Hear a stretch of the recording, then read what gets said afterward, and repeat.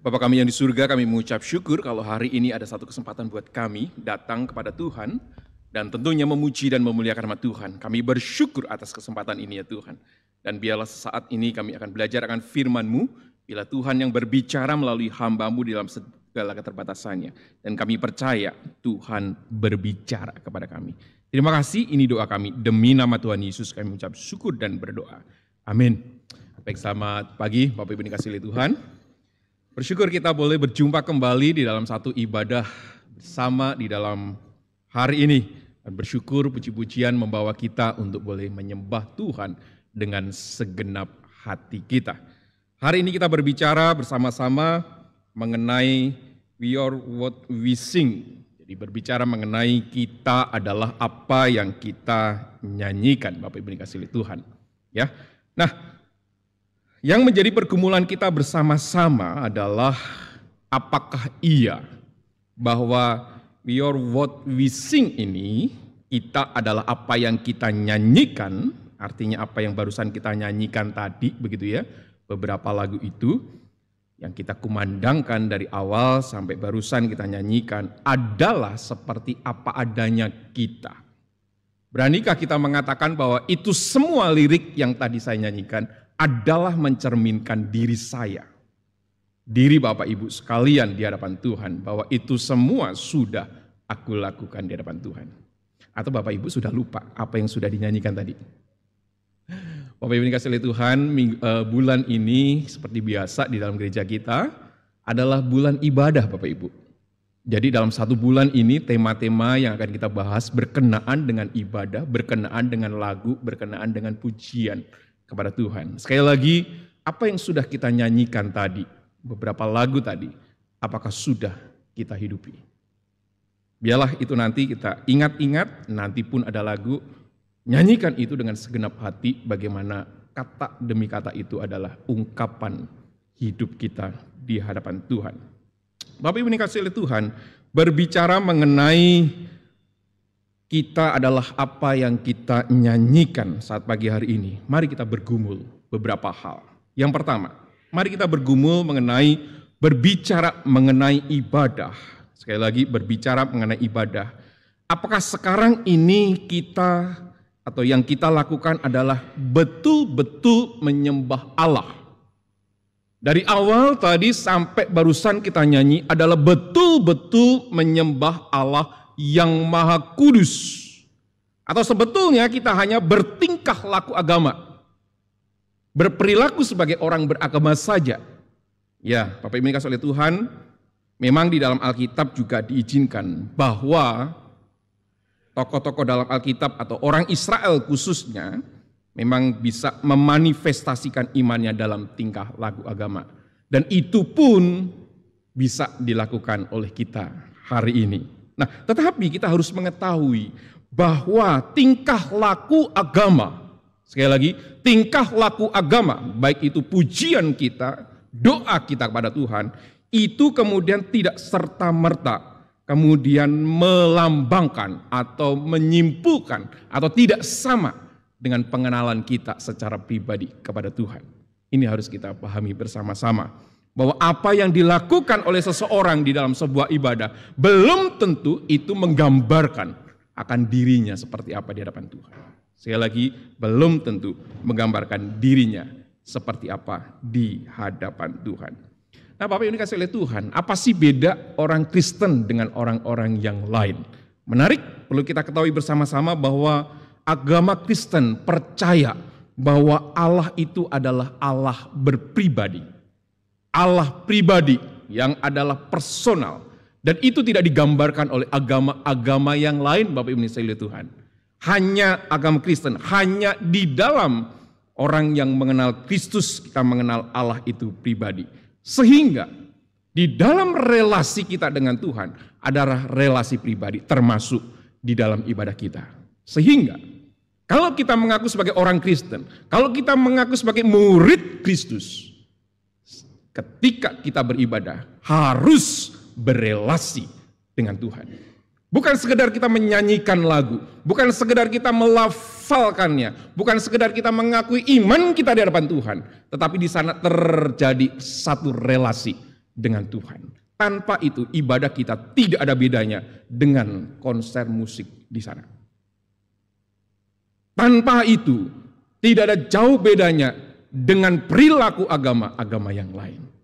Sekali lagi, ibadah di dalam kekristenan adalah ibadah yang dipenuhi dengan relasi kita, ciptaan Tuhan dengan Allah yang menciptakan kita. Harus ada itu.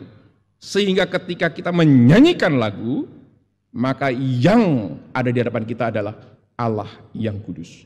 Tanpa itu ibadah kita tidak jauh beda dengan perkumpulan orang yang sedang bernyanyi.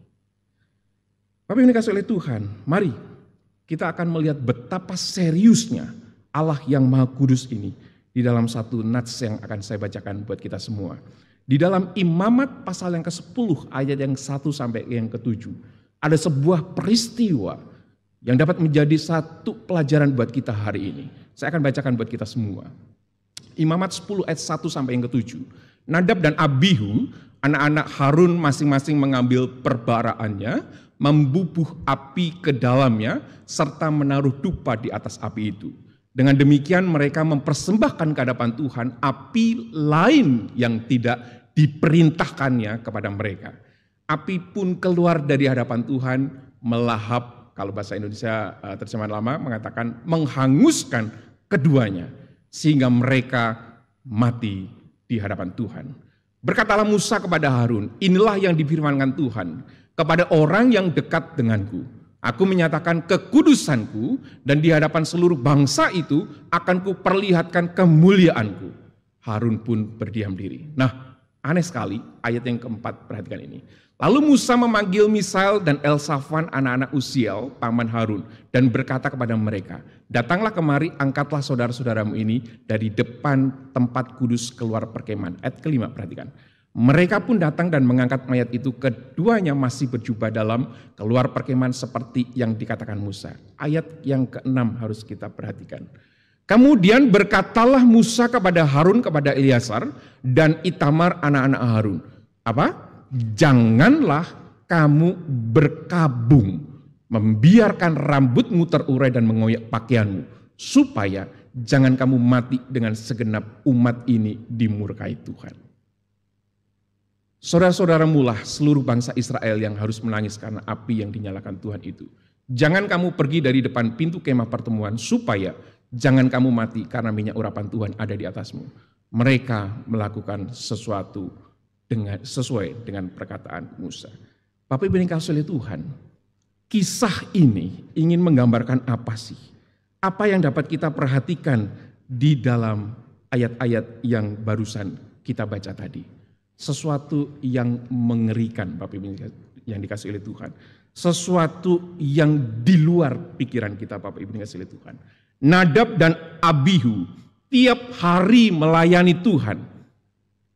Cerita ini bukan baru pertama kali Nadab dan Abihu melayani Tuhan. Sudah tiap hari mereka melayani Tuhan. Namun dalam peristiwa yang diceritakan ini adalah mereka dengan sembarangan mempersembahkan kurban kepada Tuhan. Dikatakan apa? Bahwa di sana mereka menggunakan api yang lain, Bapak Ibu sekalian Tuhan. Sekali lagi, mereka mempersembahkan ke hadapan Tuhan api lain. Nah, kalau kita kemudian mengingat peristiwa sebelumnya bahwa Tuhan itu sudah berbicara kepada mereka bahwa mereka harus mempertahankan api dari mezbah Tuhan itu tidak boleh padam. Mereka harus menjaganya, harus diberikan kayu supaya terus menyala dari malam sampai pagi dan seterusnya. Dan dari api itulah yang harus dipakai untuk mengorbankan kurban bakaran. Dan yang terjadi, singkat cerita ayat pertama memberikan gambaran kepada kita, mereka memakai api yang lain. Bagi mereka mungkin mereka yang ceroboh dan mengambil api yang lain ini berpikir, yang namanya api itu kan naturnya sama, membakar apa yang bisa dibakar. Natur api sama, mereka berpikir seperti itu. Mungkin mereka entah itu sempat padam atau bagaimana tidak diceritakan. Tetapi intinya adalah menggunakan api yang lain yang tidak sesuai dengan apa yang Tuhan mau. Itu yang mereka lakukan. Yang terjadi adalah Nadab dan Abihu dihanguskan oleh api Tuhan. Tuhan menunjukkan bahwa itulah yang harus terjadi. Tidak boleh main-main di dalam ibadah kepada Tuhan. Tidak boleh main-main ketika ada di hadapan Tuhan. Kita harus sungguh-sungguh di hadapan Tuhan. Nadab dan Abihu adalah contoh yang jelas. Orang yang ceroboh main-main di hadapan Tuhan, dia dihanguskan oleh api Tuhan. Harun dan dua saudaranya, kita tadi membaca di dalam ayat berikutnya, bahwa Harun dan saudaranya yang lain bahkan dengan Musa tidak boleh meratap dan menangis. Kenapa? Karena ingin menunjukkan bahwa mereka salah. Kalau Harun dan dua saudara daripada dua anak Harun ini yang mati bersama dengan Musa nangis, artinya Tuhan yang salah. Sehingga Tuhan bilang kalian tidak boleh nangis. Karena mereka yang salah, mereka tidak mengikuti apa yang Tuhan mau. Hal ini menunjukkan adalah suatu ketidakmungkinan. Sekali lagi, suatu ketidakmungkinan terjadinya ada satu pertemuan, ada satu encountering dari Allah dengan manusia. Allah yang Maha Kudus tidak mungkin berjumpa dengan manusia yang berdosa. Dan ingat ketika Musa ngomong sama Tuhan, ingin bertatap muka dengan Tuhan. Tuhan dengan serius mengatakan, itu tidak mungkin. Musa berhadapan muka dengan Tuhan. Karena pada dasarnya manusia tidak bisa berjumpa dengan Allah yang Maha Kudus setelah manusia jatuh di dalam dosa. Bagaimana dengan kita pada hari ini? Di dalam setiap ibadah kita, apa yang seharusnya kita alami, apa yang terjadi dengan kita saat ini, yang notabene kita tidak berani mengatakan, aku bukan orang berdosa. Dan saya yakin, seperti halnya di dalam kitab Roma menjelaskan, semua orang telah berbuat dosa. Artinya, tidak ada orang yang layak dan berani dan boleh bertahan di hadapan Tuhan tanpa mengalami kematian seperti halnya Musa. Tapi ini kasih oleh Tuhan, apa sih maksud daripada hal seperti ini? Yang pertama, saya ingin menyampaikan kepada kita semua bahwa ibadah itu adalah tentang Allah yang Maha Suci. Ibadah adalah tentang Allah yang Maha Suci dan kesucian Tuhan tidak dapat dipermainkan oleh manusia. Kalau kita menyadari akan hal ini, maka ketika kita masuk ke dalam ruang ibadah, kita masuk di dalam saat jam-jam ibadah adalah jam serius di hadapan Tuhan. Dan Tuhan yang Maha Suci tidak mau dipermainkan oleh manusia. Nah, lalu bagaimana dengan kita sekarang? Bagaimana manusia beribadah hari ini? Apakah secara letterleks kemudian manusia yang tidak sungguh-sungguh kepada Tuhan di dalam ibadahnya langsung mati begitu ya? Mungkin saja ruangan ini akan dipenuhi orang yang mati kalau seperti itu. Apa yang dikasih oleh Tuhan? Kalau kita melihat akan hal ini, mungkin saja bahkan kita sendiri 1-2 kali mungkin minggu-minggu yang lalu kita tidak serius di dalam ibadah kita. Kalau iya, mungkin kita adalah bagian daripada Nadab dan Abihu yang dihukum oleh Tuhan. Bapak yang dikasih oleh Tuhan, ibadah adalah sebuah ungkapan relasi kita dengan Tuhan. Seberapa seriusnya kita beribadah merupakan cerminan dan luapan seberapa indahnya kita berelasi dengan Tuhan. Seberapa kita menghormati Tuhan. Layaknya komunikasi suami dan istri, pembicaraan, kedalaman pembicaraan suami dan istri akan mencerminkan bagaimana relasi mereka berdua. Demikian juga kita dengan Tuhan. Seberapa dalamnya komunikasi kita dengan Tuhan, seberapa kita menghormatinya Tuhan di dalam ibadah, itu menunjukkan seberapa kita hormatnya kepada Tuhan. Ketika kita beribadah dan tidak menghormati kehadiran Tuhan, dengan apa yang kita lakukan tidak fokus kepada Tuhan, dengan mungkin kegiatan yang lain kita lakukan dalam ibadah, menunjukkan kita tidak menghormati Tuhan. Demikian juga di dalam ibadah kita. Bapak Ibu dikasih oleh Tuhan, pada dasarnya manusia itu mencari pelindung bagi dirinya. Demikian juga tentunya mencari penyelamat bagi dirinya.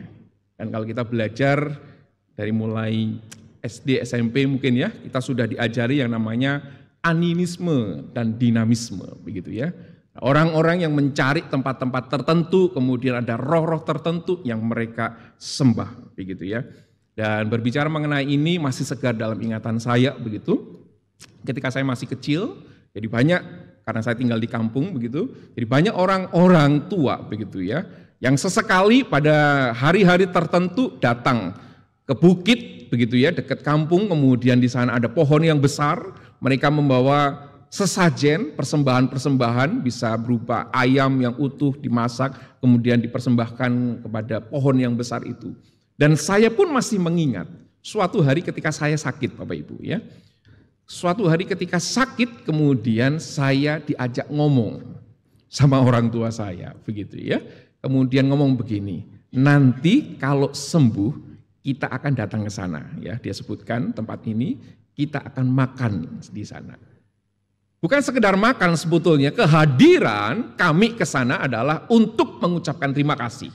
Karena kami melihat di sana ada kuasa yang sudah menyembuhkan. Perhatikan itu. Orang-orang kampung melihat bahwa di tempat itu ada kuasa yang mampu menyembuhkan. Dan biasanya nih, nggak tahu apakah di sini ada yang suka naik ke gunung begitu. Di tempat-tempat tertentu terkadang ada orang yang naik gunung itu kemudian ngomong apa? Permisi. Pernah? Mendengar ya, mungkin nonton film dan sebagainya, permisi ya, saya mau lewat dan sebagainya. Orang-orang tua masih sering melakukan itu di zaman-zaman saya masih kecil. Di tempat tertentu kami diajari. Jadi kalau lewat situ tuh, lewat sendang itu seperti mata air begitu ya. Kalau lewat sana, kamu mau lewat, bilang jangan lupa permisi, gitu ya. Permisi ya, saya mau lewat. Dengan tujuan apa? Mereka diizinkan lewat dan tidak diganggu seperti itu. Kembali lagi di dalam pemahaman kita. Orang-orang pada zaman dulu, bahkan ketika saya masih kecil, memiliki pemahaman bahwa ada kuasa-kuasa di luar manusia yang bahkan mereka andalkan. Entah itu ketika sakit, entah itu memerlukan berkat dan sebagainya, mereka datang ke tempat-tempat tertentu. Bapak Ibu dikasihi oleh Tuhan, bagaimana dengan kita hari ini? Sebagai manusia yang sama, kita pun adalah orang yang mencari hal demikian. Yang menjadi pertanyaannya adalah kepada siapa kita datang. Nah, coba kita perhatikan bersama-sama. Kalau tadi saya menceritakan zaman dahulu seperti itu, mengarah ke sini, manusia semakin berpendidikan. Kemudian manusia mulai tahu menyembah sesuatu yang dia nilai punya kuasa dan lebih berkuasa dari dirinya dengan hati nurani, dengan hati mereka. Nah, maka muncullah agama-agama, muncullah kepercayaan-kepercayaan. Namun kita tahu tidak ada yang benar. Di dalam ibadah-ibadah mencari yang kuasa ini dikatakan tidak ada yang benar. Loh, mengapa demikian? Mengapa tidak ada yang benar? Mari kita perhatikan. Kalau kita membaca di dalam 1 Korintus pasal yang ke-13, kita akan mendapatkan bahwa setiap manusia diberikan common grace, diberikan anugerah umum yang diberikan kepada manusia. Misalnya, kalau kebetulan dia lahir di dalam keluarga yang baik, maka dia akan diajar dengan sesuatu yang baik. Kalau dia ada di dalam keluarga yang kemudian mendidik dengan cara yang benar, maka dia tahu mana yang benar dan yang tidak benar, Bapak yang dikasihi oleh Tuhan. Nah, di dalam 1 Korintus pasal 13 ini, manusia diberikan, sekali lagi, diberikan bagaimana setiap manusia itu satu anugerah umum, setiap orang dapat memilikinya. Sehingga orang-orang dapat melakukan kebaikan. Sekali lagi, orang-orang dapat melakukan kebaikan, praktek-praktek kebaikan. Namun nyatanya, tidak ada kebaikan yang manusia dapat lakukan untuk memenuhi standarnya Tuhan. Sekali lagi, tidak ada kebaikan yang manusia lakukan untuk memenuhi standarnya Allah yang Maha Kudus. Bahkan dikatakan di dalam 1 Korintus pasal 13 itu, bahkan sekalipun ada orang yang rela mengorbankan nyawanya, rela mati dibakar sekalipun untuk orang lain. Sekali lagi, rela mati untuk orang lain. Sekali lagi, mati untuk orang lain sekalipun. Kalau itu tidak bersumber dari Allah di dalam Yesus Kristus, perbuatan baik seperti itu hanyalah seperti gong yang berkumandang dan ceracap yang berdenting. Artinya tidak ada artinya di hadapan Tuhan Allah yang Maha Kudus. Tidak ada nilai kekekalan di hadapan Tuhan. Itu hanya kebaikan di hadapan manusia. Tapi dikasih oleh Tuhan, kita perlu menyadari bahwa di dalam dunia ini hanya ada dua kuasa besar. Yang pertama adalah kuasa setan, yang kedua adalah kekuatan Allah. Dan Tuhan Yesus pernah mention akan hal ini. Kalau engkau tidak menyembah Allah, artinya engkau adalah menyembah setan. Tidak ada di antaranya. Di dalam kehidupan dunia ini, hanya ada dua kuasa ini. Sehingga kalau kita tidak menyembah Allah yang Maha Kudus, maka kita sedang menyembah setan itu. Kalau kita ada di dalam ibadah hari ini, kita tidak fokus kepada Allah yang Maha Kudus, artinya kita sedang menyembah setan di dalam penampakannya, di dalam sebuah ibadah. Bapak Ibu dikasih oleh Tuhan, ini sebuah kengerian buat kita. Kalau kita tidak serius di hadapan Tuhan, inilah yang terjadi. Bahwa kita sedang tidak menyembah Tuhan, tetapi sedang menyembah setan. Nah, lalu apa yang terjadi kalau misalnya itu yang kita alami, yang kita lakukan? Sekali lagi tadi saya mengatakan, kalau zaman dulu, Nadab dan Abihu kemudian mati oleh apinya Tuhan. Toh sekarang ini, kalau saya tidak serius dalam ibadah, saya pulang juga tidak mati kok. Secara fisik begitu ya. Apa yang dikasih oleh Tuhan, kalau kita melihat akan hal itu, kita akan melihat bagaimana kehidupan kita di hadapan Tuhan. Seserius apa kita di hadapan Tuhan, seserius apa kita menghormati Tuhan, itu akan muncul, akan terlihat di dalam ibadah kita di hadapan Tuhan. Bagaimana seorang pemimpin pujian mengajak kita nyanyi, bagaimana respon kita ketika kita diajak untuk menyembah Tuhan, itu menyimpulkan relasi kita dengan Tuhan. Dan Tuhan tidak mengendaki anak-anaknya adalah anak-anak yang gampangan. Anak-anak yang tidak serius di hadapan Tuhan. Dan biarlah ini menjadi satu pelajaran buat kita sama-sama hari ini. Melalui apa yang kita lantunkan dalam sebuah pujian, merupakan luapan iman dan percaya kita kepada Tuhan. Di dalam sebuah ibadah, pemilihan lagu bukan hal sembarangan tentunya. Ada lagu-lagu yang berhubungan dengan penyembahan, ada lagu-lagu yang berhubungan dengan persembahan, ada lagu-lagu yang berhubungan dengan pengakuan dosa, ada lagu-lagu yang berhubungan dengan pengagungan Allah. Tentunya bidang litmus akan memilih lagu yang tepat untuk hal ini. Demikian juga bukan sekedar pemilihan lagu dalam ibadah, tetapi juga lagu-lagu yang kita nyanyikan dalam diri kita. Lagu-lagu rohani itu baik untuk membangun diri kita. Tetapi saya tidak mengatakan lagu-lagu yang tidak rohani tidak boleh kita nyanyikan. Tetapi coba perhatikan apa yang dinyanyikan di sana. Kalimat yang sering kali kalau kami bersama anak-anak begitu ya, di mobil bersama, ngantar sekolah dan sebagainya, atau jemput sekolah begitu ya. Terkadang mereka ikut menyanyikan gitu ya, melalui lagu yang dipilih dan sebagainya. Nah, ketika ada kosakata-kosakata yang sedikit tidak baik, saya akan bertanya kepada mereka. Tahu nggak artinya apa? Ya, beberapa waktu yang lalu yang ketika masih kecil mungkin dia bisa mengatakan, mereka bisa mengatakan, saya nggak tahu. Saya bilang kalau nggak tahu nggak usah dinyanyiin. Siapa tahu artinya itu nggak benar. Apalagi kalau kita tahu artinya nggak benar, jangan dinyanyiin karena itu bisa membiasakan kita, termasuk kata-kata yang tidak baik. Tidak hanya itu Bapak Ibu dikasih oleh Tuhan, tidak hanya sebuah pujian, tetapi juga berbicara mengenai kosakata. Ketika anak-anak mengikuti trennya begitu ya, menyebutkan kata-kata tertentu, saya tidak bisa menyebutkan di sini begitu ya, artinya tidak baik. Saya tanya, tahu nggak artinya? Kalau nggak tahu artinya, jangan diomongkan. Tapi kalau tahu artinya dan itu jahat dan jelek, kemudian mengecilkan orang lain, nggak boleh dipakai. Karena itu adalah kata yang nggak ada gunanya, hanya ngikutin tren saja. Demikian juga di dalam ibadah. Pemilihan lagu adalah hal yang penting, sehingga ketika kita menyanyikan, itu adalah saat yang tepat sesuai dengan apa yang sampaikan melalui lagu itu. Ketika kita nyanyi, kita menyatakan sesuatu, itu harus menggambarkan bahwa itulah saya. Apa yang saya nyanyikan itulah saya. Sehingga di sana kita tahu sedang berhadapan dengan Allah tanpa kebohongan. Bapak Ibu suka nggak kalau misalnya dikatakan bahwa oh Bapak Ibu baik, atau mungkin masakan lah ya. Bapak Ibu atau Ibu-ibu sedang masak kemudian kasih ke orang. Dan orangnya makan, ketika makan begitu ya, raut mukanya langsung gitu ya, nggak enak begitu. Tapi di hadapan ibu-ibu ngomong, wah masakannya enak. Itu yang disuka? Berbohong demi keenakan orang lain? Bapak Ibu dikasih oleh Tuhan, ketika kita berbicara kepada Tuhan, Tuhan itu siapa sih?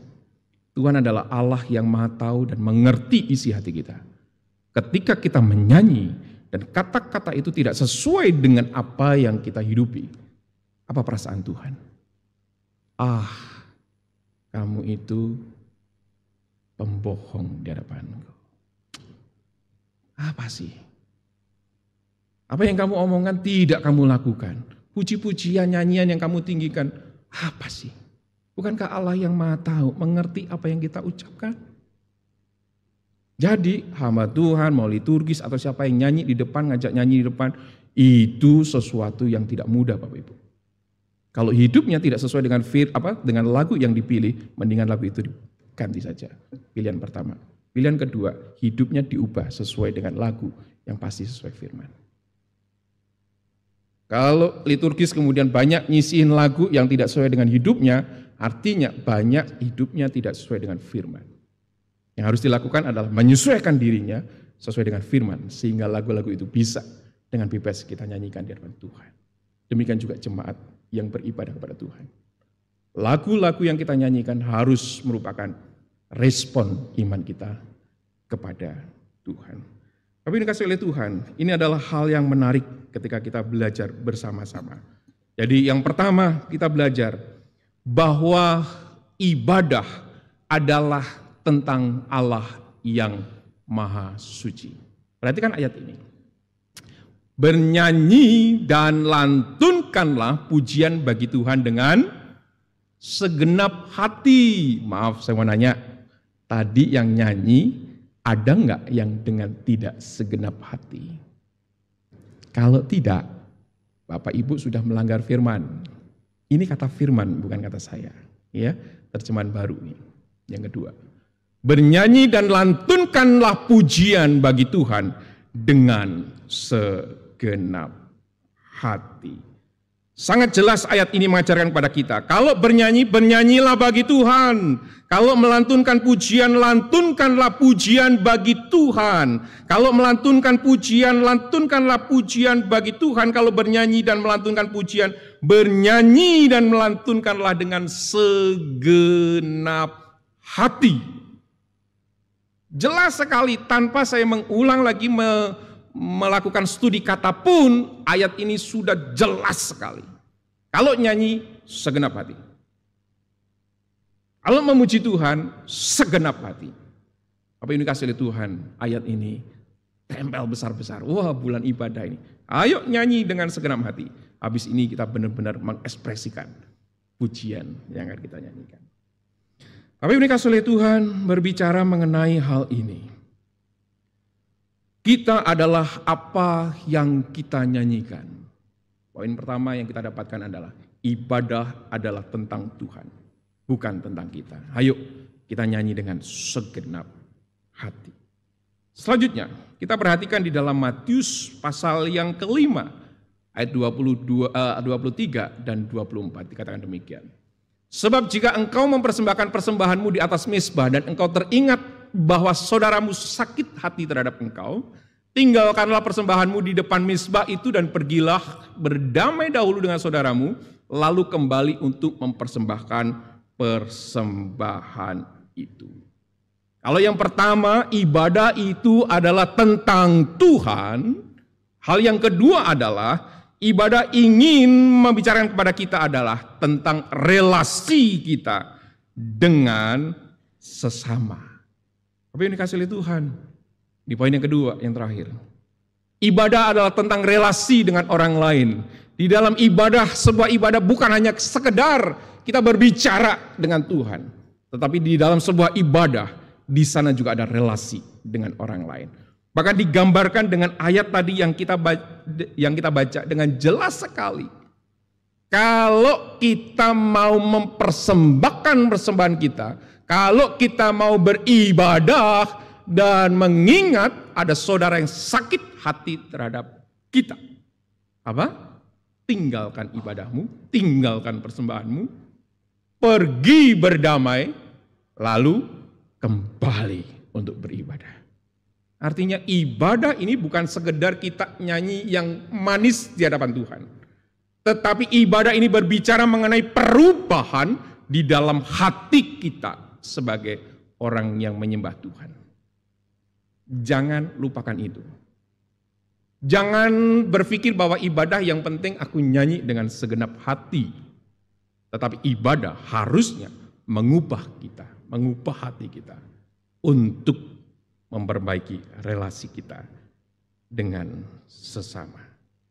Sehingga di dalam hal ini kita melihat ada tuntutan daripada Tuhan dalam ibadah, yaitu bereskan relasimu dan kembalilah kepada Tuhan.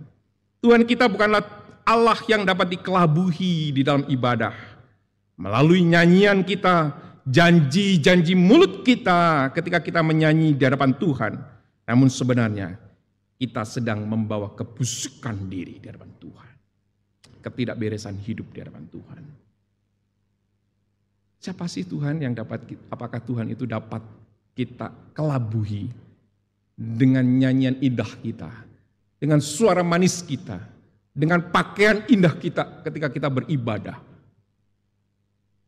Tuhan menghendaki bahwa kita yang beribadah bukan sekedar baik di hadapan manusia, tetapi juga beres di dalam kehidupan kita. Hari ini Tuhan mengajarkan kepada kita, janganlah kita sertai dengan kemunafikan di dalam ibadah kita.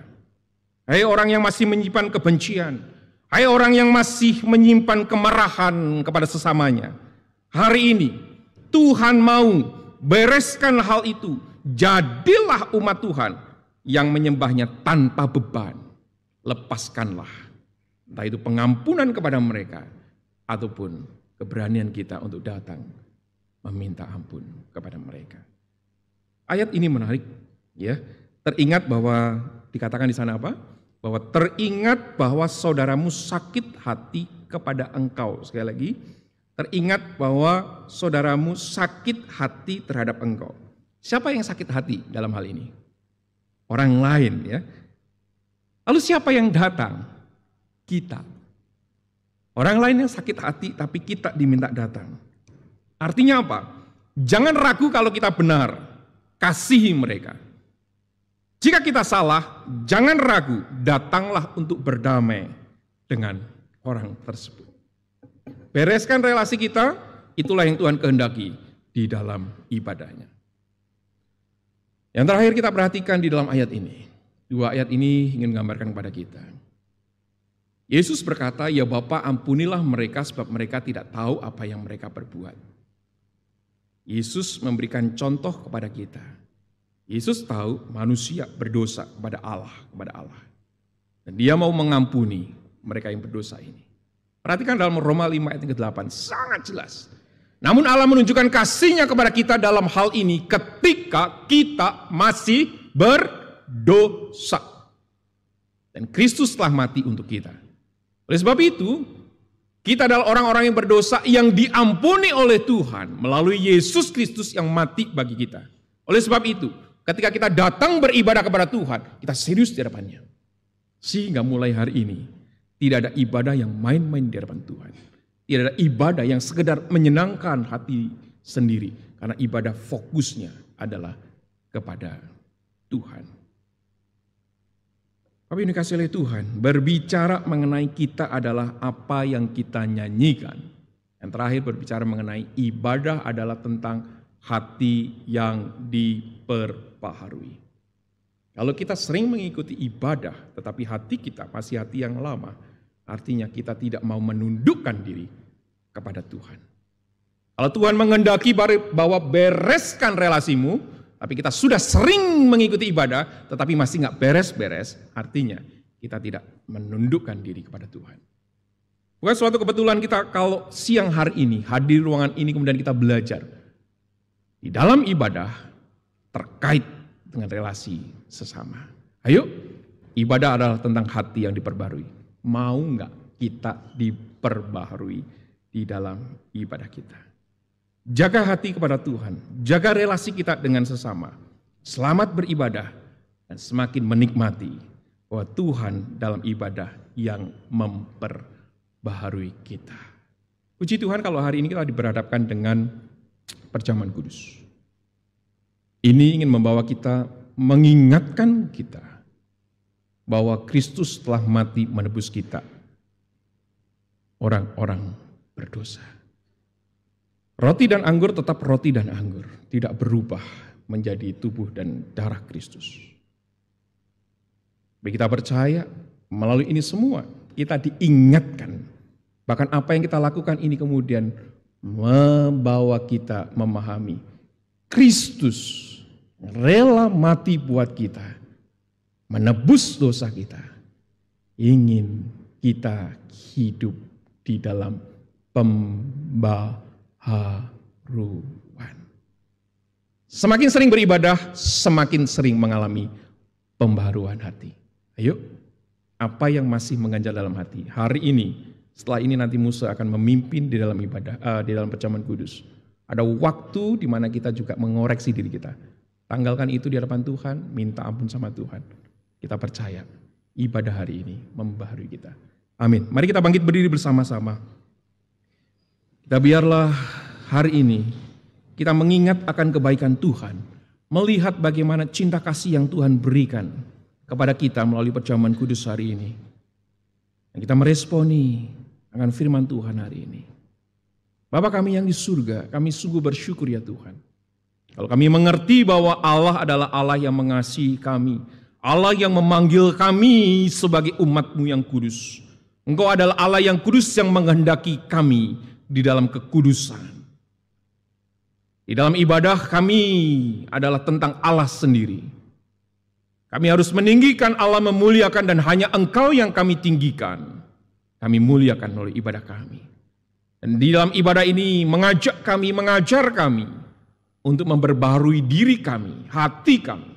Kalau masih ada orang-orang yang kami benci, yang kami masih marah kepadanya, entah itu pasangan kami, suami, istri kami, anak kami, orang tua kami, ataupun siapapun itu juga.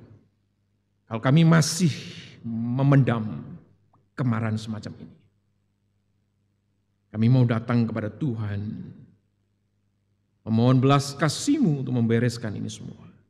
Sehingga hidup kami hari lepas hari makin diperbaharui. Ibadah yang kami ikuti hari lepas hari mencerminkan kami yang semakin diperbaharui. Terima kasih Tuhan, ini seluruh doa kami. Dan biarlah Tuhan yang menolong kami sebagai orang-orang yang Tuhan sudah tebus. Terima kasih, ini seluruh doa kami ya Tuhan.